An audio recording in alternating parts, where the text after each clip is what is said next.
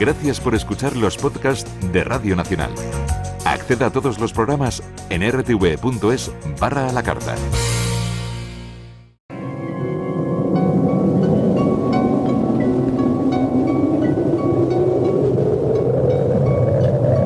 Solo cuando el túnel está en la más absoluta oscuridad es cuando puede volver otra vez la luz.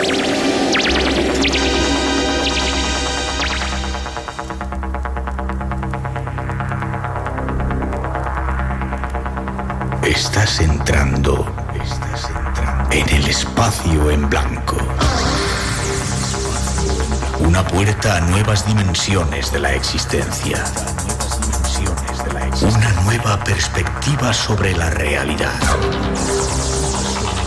Espacio en blanco.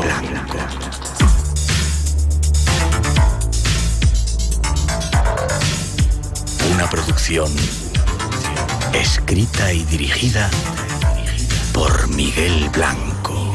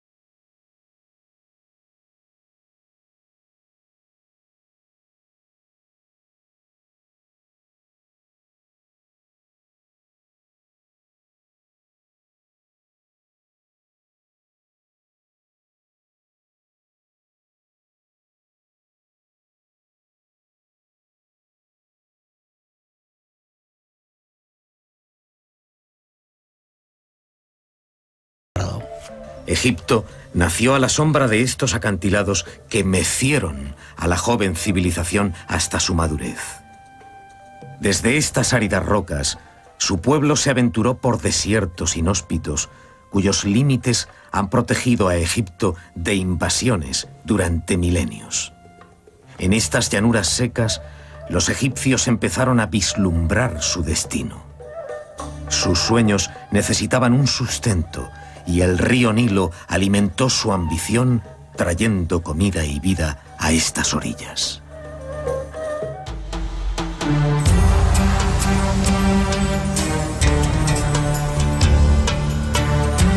Esta noche os volvemos a proponer un gran viaje. Un viaje que para muchos es un sueño.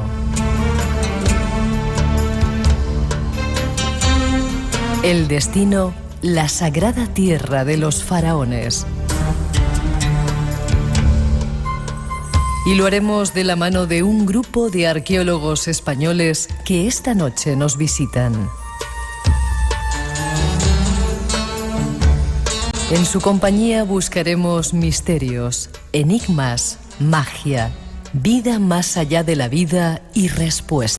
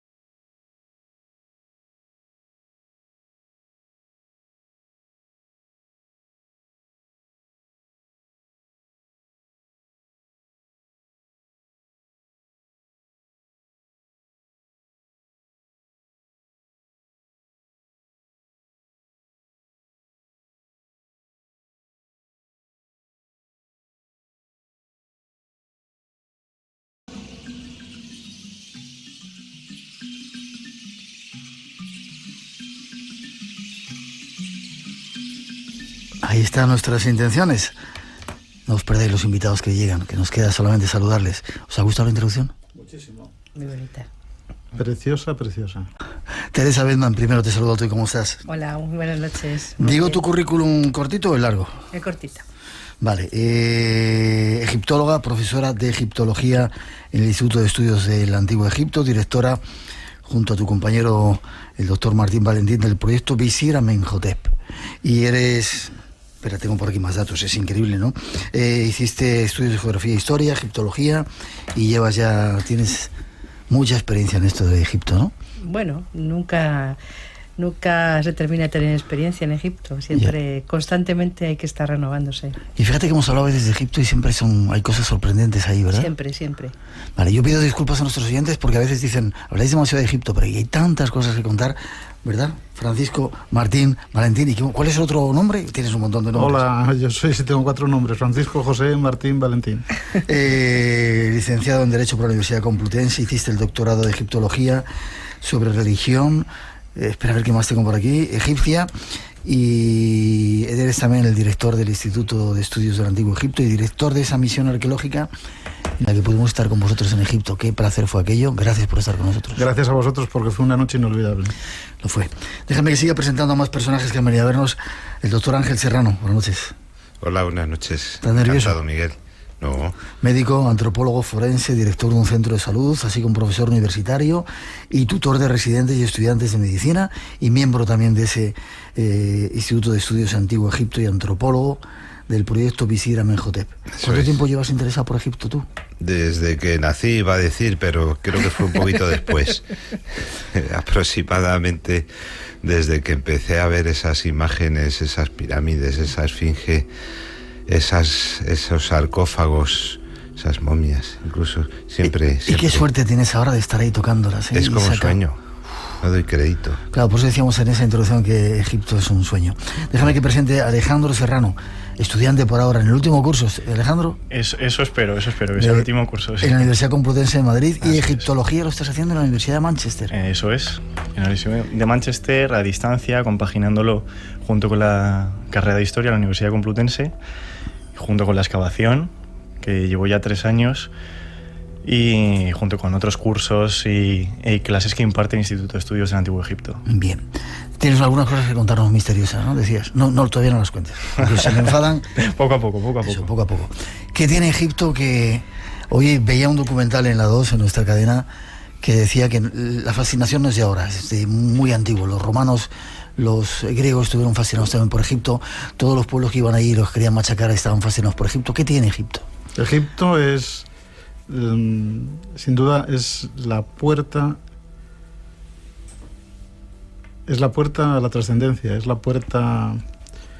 un sitio donde ya lo hablamos en Luxor cuando estuvimos allí, es un sitio donde los puntos de energía están vivos. Egipto es la madre. Es que describir esto es difícil. Yo la sensación que tengo es que es el punto con el cual se referencian todas las personas sensibles que han sido y que somos, con necesidad de hacer una peregrinación para saber un poco quién somos, de dónde venimos y a dónde vamos, en términos un poco manidos, ¿no? Pero es la realidad. Egipto es la madre. La cuna también de nuestra civilización. Sin duda, absolutamente. Es decir, todo lo que precisamente hace atractiva esta civilización para el mundo occidental, mediterráneo en el que estamos, es la conciencia inconsciente a veces de que todos nuestros puntos fundamentales de la cultura o de la manera de ver el mundo, la cosmovisión, son comunes con Egipto. En Egipto nacen y desde allí se han vehiculado hacia nosotros desde el punto de vista histórico, pues a través de Roma, etcétera, el cristianismo, pero forma parte de nuestra estructura folclórica y antropológica, sin duda. Hemos cambiado de escenario, hace poco tiempo estábamos ahí en Luxor, en vuestra sede, y mucha gente se sorprendió, Paco, de las cosas que decías, de que muchas de las piedras tenían vida. Te contamos la experiencia, que íbamos a hablar de nuevo de ello, de Sekhmet, y alguien como tú, tipo serio, arqueólogo, reputado, de los más importantes de España, de Europa, del mundo, de repente dice que... Lo que dije, que lo digo sin ningún tipo de rubor y en cualquier lugar, porque es la realidad, que aquello tiene vida, que aquello es el fruto de una civilización que no estuvo haciendo las cosas por hacerlas durante más de 4.000 o 5.000 años, al menos, sino que los puntos de energía, las sensaciones de encontrar el conocimiento disperso se encuentran perfectamente en Egipto, y que cuando uno empieza a trabajar allí no hay más remedio que aceptar estas realidades con toda la prudencia, pero aceptarlas como algo que existen y conviven con uno mismo. Qué bien y qué valiente, qué bien como tú lo digas. Teresa, ¿para ti qué significa Egipto? El porqué de mi existencia, por ejemplo. O sea, yo, como decía Ángel, yo creo que desde que nací estuve pensando en Egipto, pero no, fue unos poquitos años después cuando descubrí, también siendo muy niña, que quería abrazar Egipto, que quería ser egiptóloga. Y realmente creo que desde ese día no he parado un solo segundo de pensar en Egipto. Yo tengo nada más la gran suerte de que mi compañero es el doctor Martín Valentín, y estamos todo el día, pero todo el día, menos las horas que dormimos, pensando, hablando, investigando sobre Egipto. O sea, yo realmente soy una mujer con muchísima suerte. Así que para mí Egipto, la razón de mi vida. ¿Para vosotros qué significa Egipto? Ser breves, porque tenemos un montón de cosas que preguntaros y que desarrollar. Tú has dicho eso, que desde pequeños ya me soñabas con ello, y tenéis suerte porque habéis hecho realidad vuestro sueño. Ese sueño, efectivamente, ese sueño que tenemos.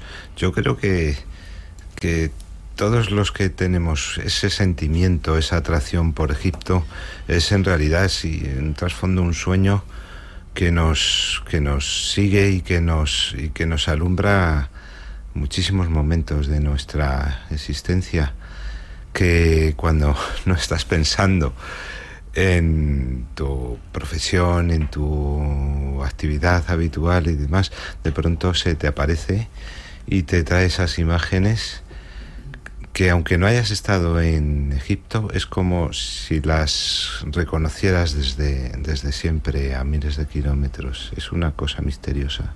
¿Quieres decir algo, Alejandro? Sí, yo en mi caso también lo siento como algo innato. No sabría marcar un momento en el que dije, Egipto me gusta. Simplemente es algo que he llevado dentro, y que, por supuesto, a través de mi padre, el doctor Ángel Serrano, pues también ha sabido manifestar a través de mi persona. Y esto que dicen de que los padres siempre transponen sus sueños a los hijos, pues en mi caso ha sido así, solo que también es mi sueño, con lo cual es doblemente satisfactorio. Y el hecho de poder estar los dos compartiendo el trabajo, y un trabajo tan gratificante como es el de estar allí excavando en Egipto, pues sin duda es un grandísimo regalo. Ya. Quizás que antes hemos estado ahí, somos reencarnaciones de gente que hemos estado en Egipto, porque quizá por esa fascinación. Yo he visto gente que va a Egipto y se vuelve loca de repente, le entra ahí como el síndrome de Jerusalén. Y bueno, el tema de si la reencarnación existe o no, no vamos a entrar en ello ahora. No, es muy difícil. Ahora sí que existe lo que se llama el déjà vu, o sea, aquello que conoces, aquello que te es familiar, tan familiar como tu propia casa, tu hogar, ¿no? Los olores, la luz, los sonidos, la luna en medio de la noche cuando hay luna llena y puedes percibir cosas interesantes. Realmente no sé de qué se trata, pero sí que tengo yo personalmente la percepción de que cuando estoy allí estoy en mi casa, estoy en mi hogar. 2:21, 1:21 las Islas Canarias. No voy a dejar que contéis los demás. Hay muchas cosas que esta noche queremos contaros. 900, 137, 137. Si queréis que os respondan estas preguntas que siempre tenemos acerca de Egipto, estos son los invitados idóneos esta noche. Pero hay cosas que queremos contaros además. En el alba de la historia, 2500 años antes de Cristo, una civilización construyó los monumentos más grandes del mundo. 13 millones de toneladas de piedra fueron transportadas a través del desierto. ¿Por qué?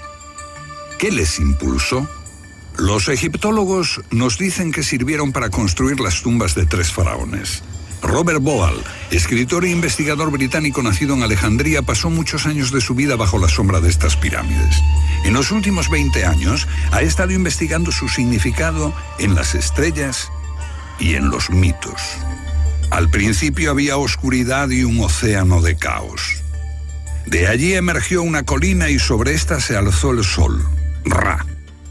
Entonces el ave Benum, el fénix, levantó vuelo y puso el mundo en movimiento. En aquel lugar estuvo la ciudad sagrada de Heliópolis, en torno a un pilar coronado por el sagrado Ben-Ben, el símbolo de aquella colina original.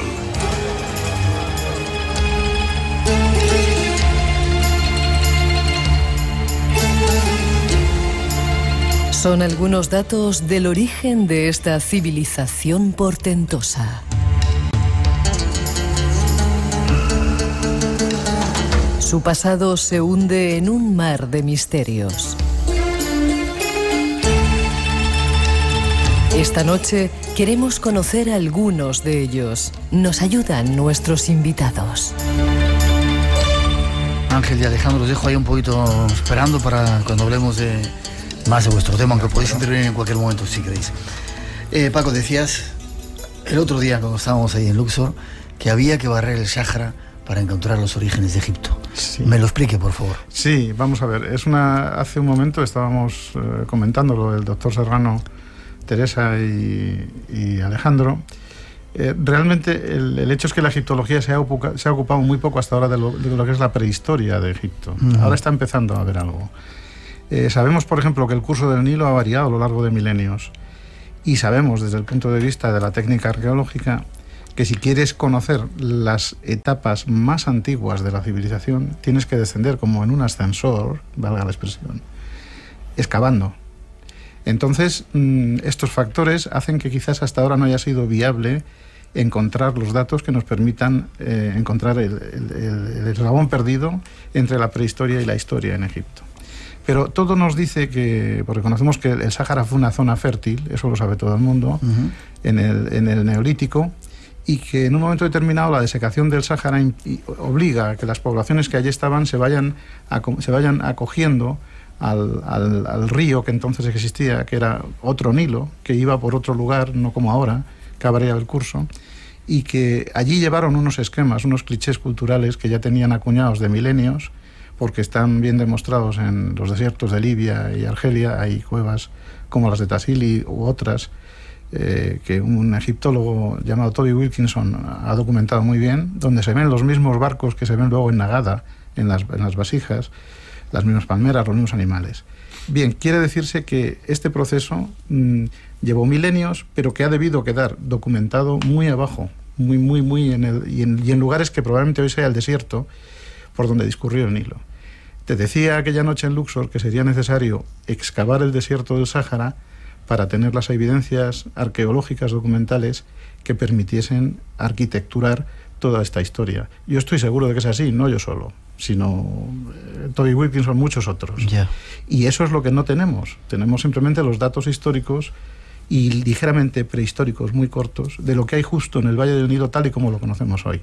Pero no sabemos lo que hay antes. Sí, en milenios. Ya, algunos dicen que hay un espacio en blanco, un tiempo perdido en la historia de Egipto, y de repente surge, ¿quién fue el primer rey? El rey... Según la lista de Manetón, Narmer-Menes, pero hoy efectivamente sabemos con las excavaciones que han estado llevando el Instituto Arqueológico Alemán en Abidos, que se han empezado desde Werner Kaiser hasta ahora, pasando por Gunther Dreyer y otros eminentes egiptólogos alemanes, se ha propuesto la reestructuración de las dinastías. Y esa caja que nos dio Manetón con las 32 dinastías, ha habido que romperla por delante, y estamos hablando de dinastía 0, de la dinastía 00, de la dinastía 000. ¿Por qué? Porque están encontrando nombres, listas reales, en pequeñas etiquetas de marfil o improntas de sellos cilíndricos, de cilindros sellos, que nos dan nombres de reyes que no estaban en la lista de Manetón. Por tanto, ¿cuál es el primer rey? Todavía no lo sabemos. Ya, ¿y el rey escorpión o eso es una leyenda? No, el rey escorpión no es que sea leyenda. El rey escorpión se confunde a veces con uno de los reyes de fundación de la unificación, pero depende de de dónde se encuentren y qué lecturas tengan las etiquetas para decir. El rey escorpión probablemente existió también, igualmente. Lo que pasa es que se le confunde con algún otro rey en algún momento por las documentaciones existentes. Y según los datos que tú tienes, podéis intervenir cualquiera, ¿eh? Teresa, quien quiera. ¿Es un solo pueblo o son muchos pueblos que vienen del Sáhara huyendo de la sequía, que se reúnen allí y de repente hacen ese imperio Hay 3 aportaciones geográficas claras. Una del desierto del Sáhara, del occidental, otra del Nilo, en su curso desde el interior de África, y otra aportación a través del corredor sirio llamado sirio-palestino, el Sinaí, de poblaciones semíticas. Por tanto, estos 3 elementos culturales acaban coincidiendo en el curso del Nilo, y esto es un hecho que se repite a lo largo de la historia de Egipto siempre. Por tanto, es una multiculturalidad. El tema racial no es de uso ahora, pero con muchas aportaciones étnicas. Yeah. ¿Y qué traían para ser tan potentes y de hacer esa civilización de repente que florezca de esa manera tan poderosa? Pues los del Sáhara, desde luego una cultura milenaria, muy avanzada, desde luego, en el cultivo y en la navegación y en la caza. Los del Delta Oriental, en contacto con Sumeria, ni más ni menos, con el Sumeria, quiero decir, el Mesopotamia, el creciente fértil con dos grandes ríos, el Éufrates y el Tigris, que también fueron focos de cultura muy potentes. Y el Nilo trayendo pues culturas del interior de África que todavía están por estudiarse. Es decir, todo en conjunto un gran potencial. 2:28, 1:28 en las Islas Canarias. Espacio en Blanco, en Radio Nacional, con Miguel Blanco. Esta noche de nuevo yendo a los orígenes de Egipto para tratar de dar respuestas a esa civilización portentosa. ¿Y dónde quedan los extraterrestres entonces? Los extraterrestres, como tú conoces muy bien la zona de las pirámides, seguro que has estado más de una vez en ese barrio de los obreros de las pirámides, sí, que descubrió Mark Lenner, ¿no? Pues ahí encuentras un montón de esos, entre comillas, terrestres extraños, ¿no? Exactamente, con grandes fracturas en la espalda, en los brazos, en las piernas, de haber cargado mucha piedra. Pero yo quería apuntar un poco más lo que decía Francisco hace un segundo, pero fijaros si nos falta un montón de información porque ya en esa dinastía 1 la que nos dice Manetón, que es la primera, Egipto tiene comercio con lo que hoy conocemos como la zona de Afganistán, porque se han encontrado, claro, muchos collares de lapislázuli, y lapislázuli nada más que viene de Afganistán. Entonces, claro, en ese momento ya hay ese comercio. ¿Cómo es posible que una cultura que está naciendo ya tenga ese bagaje comercial con un sitio además tan lejano como es Afganistán, que se sabe que nada más seguramente no venía, puede venir por el corredor sirio-palestino, como decía Francisco, pero posiblemente viniese también por mar, ¿no? Que llegase al delta del río. O sea que nos falta mucha parte de la historia, y esa historia hay que encontrarla en la zona del Sáhara, que habría que barrer, claro, como decía Francisco. ¿Vais a barrerlo vosotros también, no? No creo que tengamos con nuestro proyecto Visita Mejote, con todo lo que tenemos suficiente. ¿Cuántas dinastías hay reconocidas? 32 salvo error o omisión. 32. Sí. Vale, y queda mucho por conocer todavía. Una pregunta también hacían nuestros oyentes. Se dice siempre que el 20% ya se ha excavado, queda un 80%. Vosotros que estáis ahí a pie de obra... Es difícil dar porcentajes, pero con el común conocimiento que tenemos, y según en qué puntos de Egipto, porque tenemos que tener en cuenta que Egipto ha sido excavado puntualmente en los mismos sitios, pero que queda mucho por excavar, ya sea porque son sitios inhóspitos, alejados, o porque son difíciles. Yo creo que es muy difícil decir si es el 80, el 90 o el 100. Hay lugares donde se ha excavado mucho y otros donde se ha excavado muy poco. Y nosotros somos un ejemplo de un lugar, un puntito en la necrópolis tebana que no se había excavado nunca y donde estamos descubriendo el 100% de lo que hay. Quiero decir, y cabe que vamos a descubrir mucho más. En general, yo creo que queda mucho por descubrir en Egipto. Mucho. Uh-huh. ¿Todavía tumbas de tesoros tan increíbles como el de Tutankamón? Tumbas reales, bueno, sabemos que todavía, por ejemplo, Amenhotep I todavía no se ha encontrado la tumba, aunque hay quien dice que sí, pero yo creo que no. Hay un profesor polaco, Andrzej Niwiński, que está tratando de encontrarla en Deir el-Bahari. Por tanto, quedan tumbas de reyes. En el Valle de los Reyes todavía no solamente hubo gente realmente, reyes enterrados, sino más gente que sabemos que pertenecía a familia real, pero no eran reyes en sí mismos. Y de necrópolis privadas, pues es indiscutible que queda muchísimo. O sea que quedan tumbas como la de Tutankamón, no lo sabemos, pero secretos muy grandes y grandes sorpresas, sí, muchísimas. ¿Faraones importantes para vosotros? Amenhotep III. Amenhotep III, sin discusión. Y Hatshepsut. Hatshepsut, Amenhotep III y luego Amenhotep III.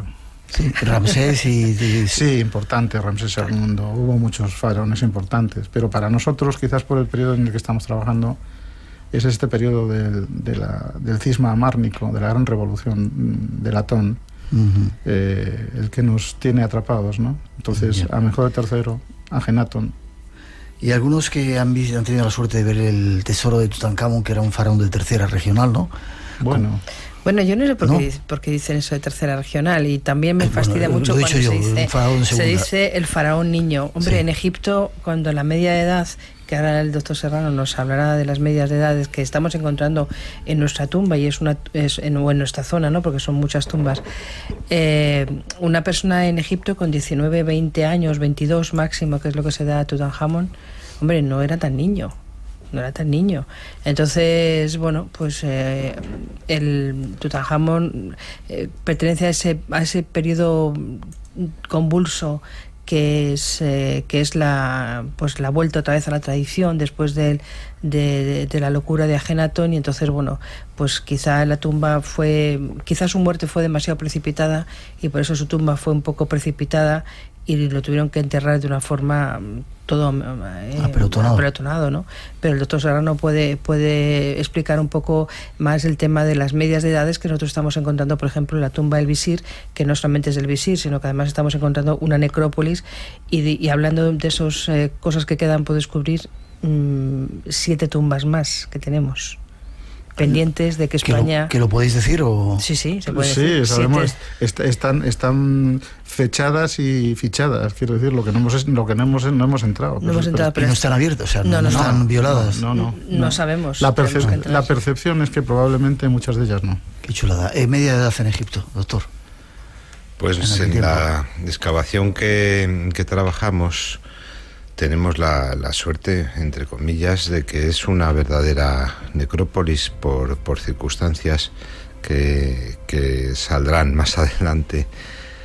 O específicamente, si me dejáis explicar, la tumba pertenece a un visir de suma importancia en un periodo crítico histórico, y que bueno, pues fue una especie de mártir en su momento, en su época, con lo cual posteriormente, a lo largo de décadas, siglos posteriores incluso, mucha gente de importancia, gente acomodada, quería enterrarse en la zona. Cerca de él, claro, para estar más cerca del más allá, para aspirar a su santidad, digamos así. Con lo cual, esto viene a colación de que tenemos una verdadera necrópolis, abundancia de enterramientos a lo largo de diferentes épocas, y de enterramientos de personas de distinta condición, digamos, a partir de un cierto grado de nivel social. Lo que estamos extrayendo como datos fundamentales de nuestros estudios es que efectivamente la media de edad, aún así, a pesar de que son gente pues con buenos hábitos, bien alimentados, bien cuidados y tal, no va mucho más allá de lo que ya se conocía en estudios previos, que tampoco hay tantos, un par de ellos más serios, en torno a los 40 y pocos años de edad, con lo cual efectivamente Tutankamón con 20 años estaba en un periodo ya de madurez, de adulto, para lo que se llevaba en la época. Y al revés de lo que conocemos hoy en día, los hombres tenían una esperanza de vida un poquito, ligeramente superior a las mujeres. No hay que olvidar, lógicamente, que la salud materno-infantil, los partos, no seguían unas reglas higiénicas, ¿no?, adecuadas, con lo cual las mujeres alcanzaban un poquito menos de esperanza de vida. Vale. 2:36, están las preguntas de los oyentes. Os pido que seáis breves porque hay mil cosas que quiero preguntar. Dice, ¿por qué se representa al faraón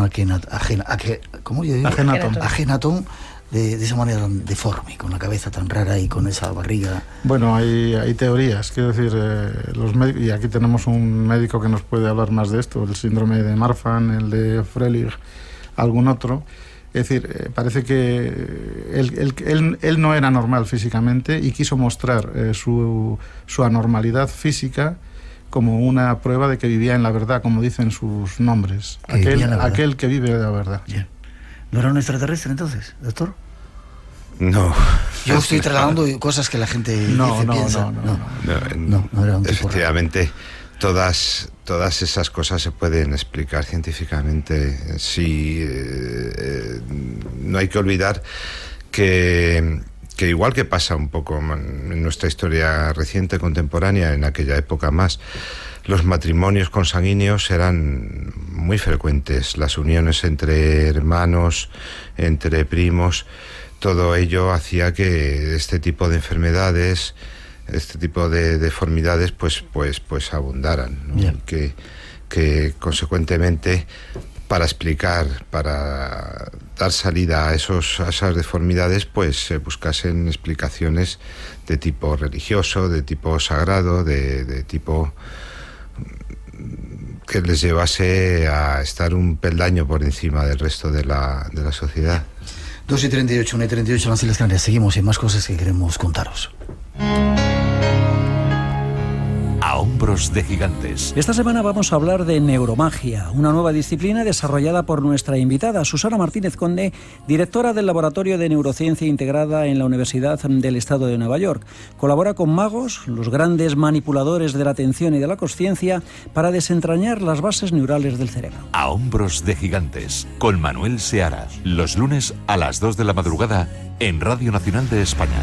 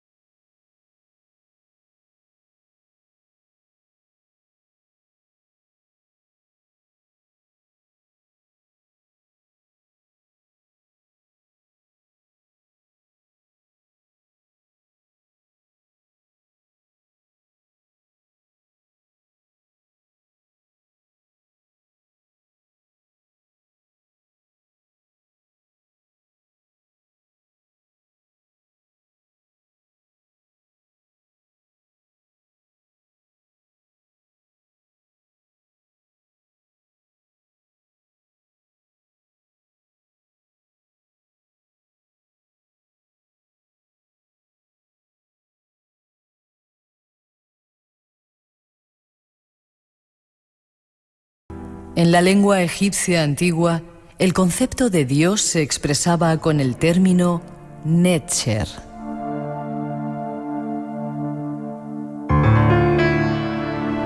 Ellos creían que los Netzeru o dioses eran la manifestación de los diferentes elementos de una o varias funciones cósmicas que actuaban y se manifestaban por sí y en virtud de su propio determinismo. Por ello, el egipcio siempre trató de ganarse a la divinidad correspondiente por medio de los actos rituales, que eran a sus ojos actos propiciatorios, por medio de los cuales se conseguía influir en la esfera divina para conseguir lo deseado o impedir lo temido. La magia es el elemento que ahora nos interesa conocer en la cultura egipcia. ¿La magia proviene de Egipto? Pregunto. Me estoy comiendo el programa yo entero, pero luego ganan yo. Sí, pero me gustaría que tal. La palabra magia no hace justicia. La palabra magia habla de los magos persas y es algo que utilizamos para entendernos, porque ellos utilizaban otra terminología y otra concepción. Ellos normalmente hablaban de las palabras divinas, de un Etcher, que eran los jeroglíficos.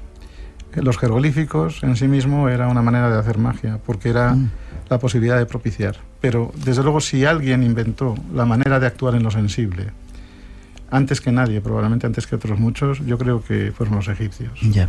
¿Lo tienen? ¿Quieres decir algo, Teresa? No. ¿Lo tienen escrito en papiros? Sí.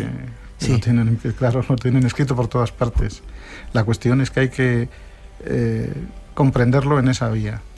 Los egipcios crearon algo que yo llamé en un libro que publiqué hace unos años, Los magos del Antiguo Egipto, lo que llamaríamos magia de Estado. Es decir, el faraón era el primer mago y su gran acto de magia residía en preservar la obra de la creación del primer día, para que todo estuviera en equilibrio, que el Nilo creciera, que la sangre fuese potente, que los enemigos no atacasen Egipto, etc. Y detrás de él todos los sacerdotes. Por tanto, ellos no concebían la magia como una superchería, sino como una manera de actuar desde lo sensible a lo no sensible, como se ha dicho hace un momento en la introducción, para propiciar los Nechero. Que sería efectivo, porque si no, no lo harían, ¿no? Yo creo que sí. Ya, ¿hacían sacrificios? Bueno, es decir, es difícil. En la época prehistórica probablemente se hacen sacrificios. Los sacrificios de sangre se hacen en los templos, más que nada, y en las tumbas, en los enterramientos, para dar las ofrendas al difunto o a los dioses. Pero sí que es cierto que hay elementos muy curiosos y muy misteriosos, como por ejemplo el misterio, se me ocurre ahora, del Tequenu, que a lo mejor Teresa puede hablarnos un poco de él en los enterramientos. El Tequenu es un extraño... se ven, seguramente tú ahora mismo, cuando yo te diga lo que es, seguramente has reparado por ejemplo, si te acuerdas de la tumba de Ramose, por ejemplo, vemos en la procesión esa funeraria que hay como una especie de hombre agachado en forma fetal, metido dentro como una especie de saco negro, ¿no? Bueno, pues eso, parece ser que es como una especie de renacimiento que hay del difunto, o sea, saliendo como de la placenta materna hacia la nueva vida, ¿no? Eso es magia. Y Alejandro nos podía hablar, por ejemplo, del tema de los amuletos con los que se protegían toda la población de Egipto, no solamente los reyes, ¿no?, sino toda la población. En un momentito, ¿vale? De acuerdo. Yo sobre el Tequenu una cosa. Sí. Es decir, que es algo que está sugerido por un gran egiptólogo, lo digo para no ponerlo en mi boca y que salten los resortes, que se llamaba Alexandre Moret. En una obra magnífica que escribió, que se llamaba el Egipto Sagrado, Los Misterios de Egipto, no recuerdo ahora mismo, hablaba del Tequenu y directamente sugería, a través de sus estudios, que ese hombre que iba dentro de esa piel, la piel mesca, una piel que evocaba efectivamente la placenta, era un sacerdote o una persona que prestaba sus fluidos vitales para hacer la ceremonia de apertura de la boca de la momia y devolverle todas las funciones vitales a la momia. ¿Todo tipo de fluidos? Todo tipo de fluidos vitales. Espirituales. Todos hemos oído los cuentos de las brujas que sorbían la energía vital espiritual a los niños, etcétera. Que por cierto, estos cuentos siempre vienen de Egipto. No tenemos textos que nos hablen precisamente de este asunto porque era una cuestión misteriosa, mistérica, esotérica, pero Alexandre Moret lo deja entrever y yo creo que si no tenía ningún fundamento. Ya. ¿Había magia negra? ¿Practicaban magia negra para hacer daño? Absolutamente, de protección, claro, por supuesto. Hay modelos de estatuillas execratorias en todos los museos del mundo donde figuran enemigos que han sido conjurados, enemigos de Egipto o del faraón, que han sido conjurados, por ejemplo, el asesinato de Ramsés III en la conjura del harén.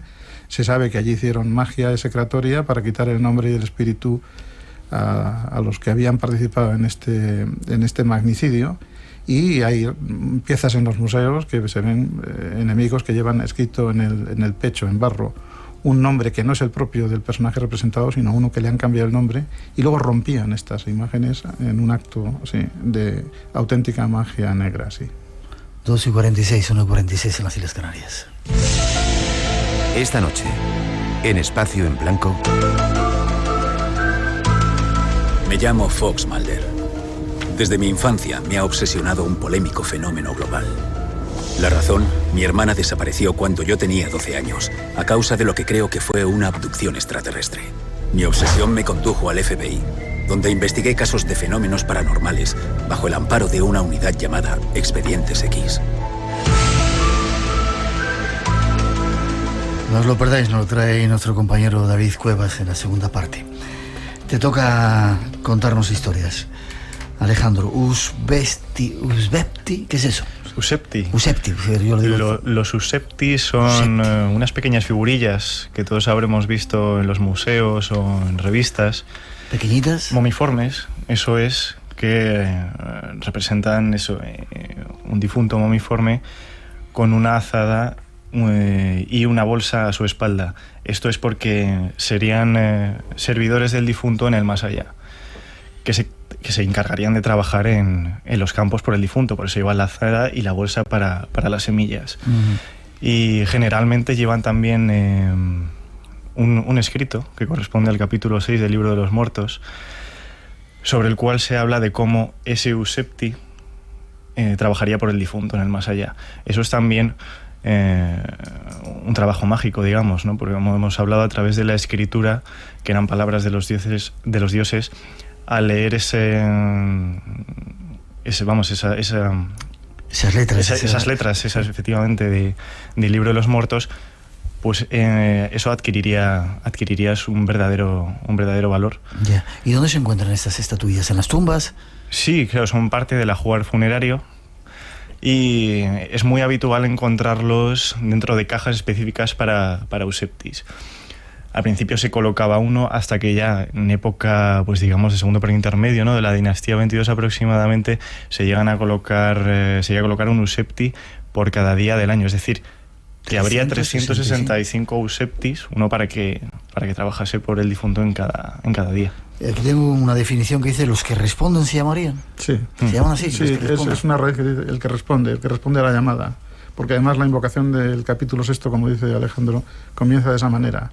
Oh Usbepti, si soy llamado a hacer los trabajos que me corresponden en el campo de Osiris, o en los campos de Osiris, tú responderás por mí, heme aquí. Magia pura. Sí, claro, son las figuras de sustitución. Las figuras de cera que se encantan, el vudú. Pero en este caso estaban encantadas, estaban armadas, según la creencia de los egipcios, para a la invocación del dueño responder, convertirse en trabajadores de carne y hueso y hacer esos trabajos, como decía Alejandro, que le correspondía hacer al difunto en el reino de Osiris. Vale, Alejandro, no quiero que se me pase. No sé si quieres decir algo más de esto. Pregúntame. Quiero que me cuentes esa historia que te ha pasado. ¿Tiene que ver con la magia o...? Bueno, no es una historia, sino simplemente es un cúmulo de percepciones, ¿no? Yo creo que, como dice más o menos la frase al principio del programa, yo estaba en una situación, digamos, antes de ir a Egipto, en la que no encontraba mi camino, que no me hallaba personalmente, no me realizaba. Y fue desde el momento en el que fui a Egipto en el que empecé a sentirme yo. Es como si hubiera estado aletargado, digamos, y cuando fui a Egipto desperté. Entonces, bueno, eso es lo que quizá hablábamos antes un poco de la reencarnación. Yo no quiero llegar hasta ahí, pero sí quiero decir que, igual que Francisco, yo cuando estoy en Egipto me siento como en casa. Yo, hablando un poco del mundo sensible, sin faltar, por supuesto, al mundo académico, que no tiene en absoluto nada que ver, yo cuando estoy allí, pues digamos que tengo sensaciones y percepciones que me hacen sentir que muchas cosas de las que están allí ¿ya las has vivido? Me pertenezcan, sí. Ah, ¿te pertenece? O ya las he vivido, llámalo como quieras. No quiero llegar hasta ese punto. Simplemente es lo siento así. Es una experiencia personal.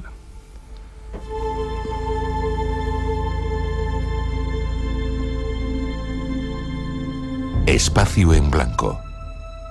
Tu cita con el misterio en Radio Nacional. 900-137-137 por si queréis preguntar algo. ¿El diablo existía? ¿O existe en Egipto? ¿Existía en Egipto, en el antiguo Egipto? Había no uno, había muchos. ¿Sí? Claro, había espíritus contrarios, por ejemplo, a la navegación de la barca del dios Ra por la noche y por el día. Apophis, una gran serpiente que se empeñaba en que la barca de Ra no prosperase en las horas nocturnas para volver a salir por el este por las mañanas. Pero el concepto de diablo, tal y como lo tenemos acuñado nosotros en nuestra cultura, ha habido una variación. Yo creo que el cristianismo recibe del mundo egipcio esa iconografía del mal como algo que perturba el orden creado, quiere destruir el orden creado, y en nuestra cultura se le dan otros sesgos a través también del mundo hebraico, judaico, pero el diablo, como la figura que tenemos Satán, como lo tenemos nosotros establecido, o el Corán, no lo concebían ellos igual. Todo lo que atentase el orden primero de la creación, la Ma'at, era el Isfet, y el Isfet, el desorden, era el mal en sí mismo. Yeah. Este mal colectivo puede configurar lo que nosotros entendemos como demonio o como diablo. Teresa, ¿me miras? ¿Quieres decir algo? No. Vale. Dioses, ¿por qué tenían tantos dioses? Un batiburrillo de dioses que parece un poco los animistas, ¿no?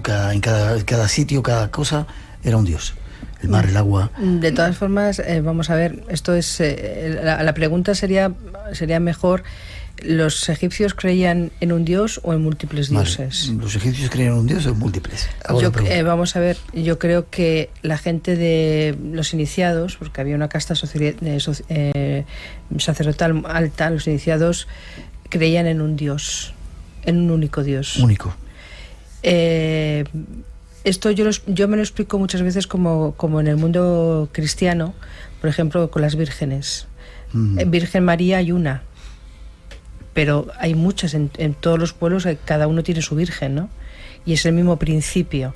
Los egipcios creían en el mismo principio de divinidad, lo que pasa que tenía muchas manifestaciones. Entonces para ellos le ponían nombre porque propiciaba algo, porque era de la zona, había muchos dioses Horus, porque era el hijo, o sea, era como decía Francisco en su momento, o sea, era el principio de la creación, o sea, en la creación había habido un hombre y una mujer que eran los primeros dioses, y de ahí habían salido más, ¿no? Entonces la humedad, Shut, Etnut, o sea, todo esto finalmente había dado 4 hijos, que eran los que conocemos como Osiris, Isis, Set y Neftis, ¿no? Entonces realmente es un principio. Nosotros estuvimos trabajando entre el año 2000 y el 2008 en el proyecto Senemut, que Senemut fue el arquitecto de la reina Hatshepsut, ¿no? Por eso cuando te decías que rey es Hatshepsut.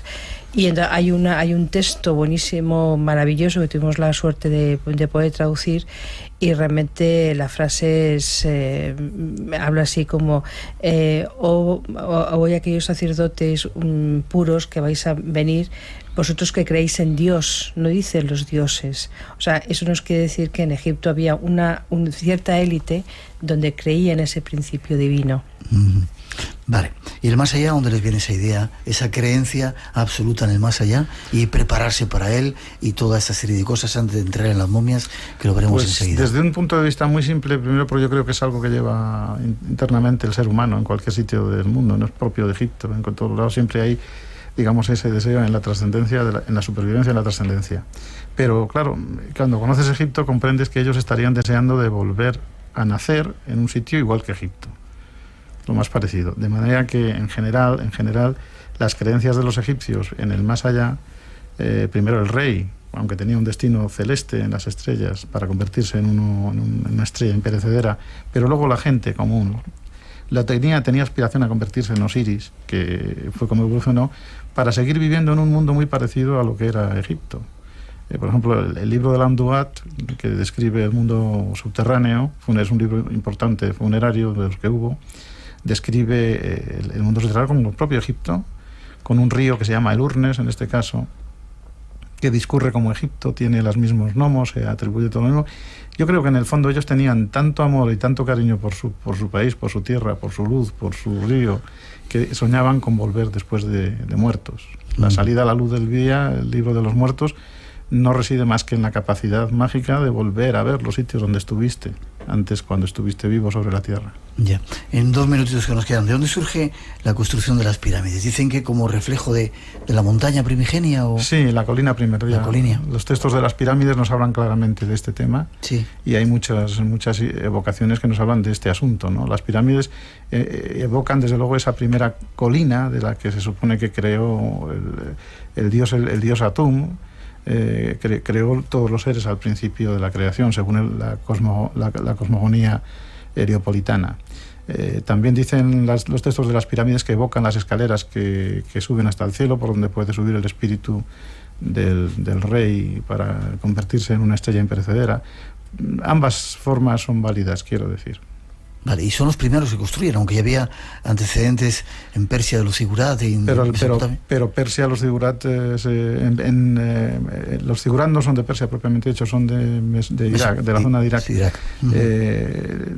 Parece que desde el punto de vista cronológico sean más antiguas las pirámides. Sí. Quiero decir, sí, parece que sí. Vale.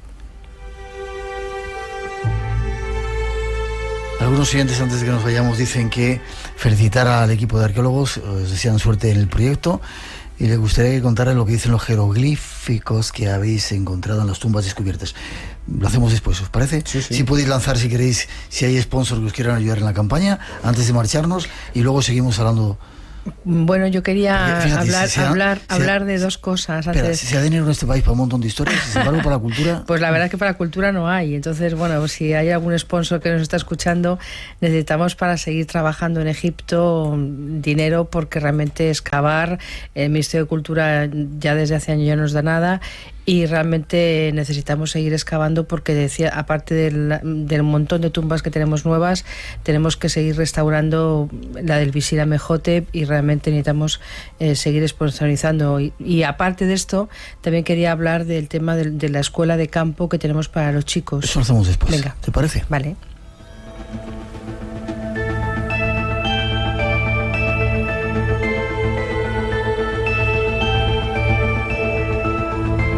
Tenemos que hacer una pausa para las noticias de las 3, las 2 en las Islas Canarias.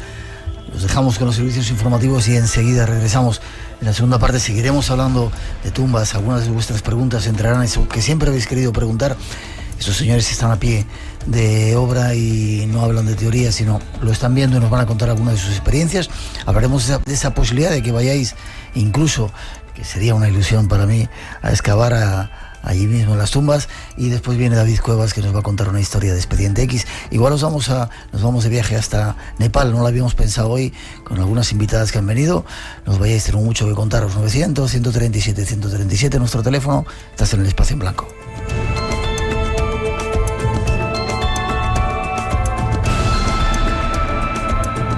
Existe el miedo a lo desconocido, pero el mundo no desaparece cuando cierras los ojos. Ábrete al misterio con Espacio en Blanco. En Radio Nacional de España, con Miguel Blanco.